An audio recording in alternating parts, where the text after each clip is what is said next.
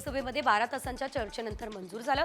विधेयकाच्या बाजूने 288 तर विरोधात 232 मतं पडली। पंतप्रधान नरेंद्र मोदींनी मतदानाला दांडी मारली। केंद्रीय अल्पसंख्याक मंत्री किरेन रिजिजू यांनी लोकसभेमध्ये वक्फ दुरुस्ती विधेयक मांडलं।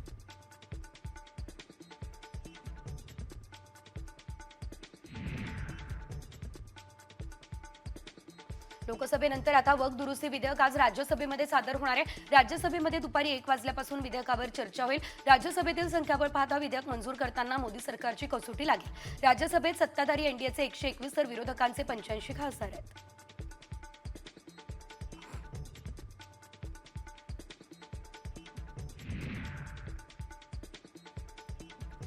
वक्फ बोर्डाच्या नव्या विधेयकामध्ये गैर मुस्लिम सदस्याबाबतच्या तरतुदीवर केंद्रीय गृहमंत्री अमित शहा यांनी स्पष्टीकरण दिलं असल्याचं बघायला मिळालं।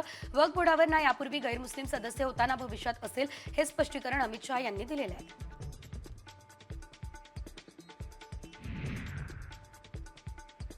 वक्फच्या दुरुस्ती विधेयकावरील चर्चेदरम्यान लोकसभेमध्ये खासदार असदुद्दीन ओवैसी आक्रमक झाले। मुस्लिमांचा अपमान करण्याचा विधेयकाचा उद्देश असल्याचं त्यांनी यावेळेस म्हटलं।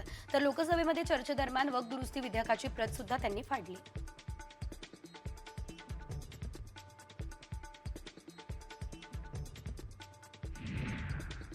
वक्फ दुरुस्ती विधेयकावरून विरोधी पक्षनेते राहुल गांधींनी सरकारवरती जोरदार हल्लाबोल केला असल्याचं बघायला मिळालं। तर या दरम्यान मुस्लिमांच्या जमिनी हडप करण्याचं हे शस्त्र असल्याचं त्यांनी म्हटलं।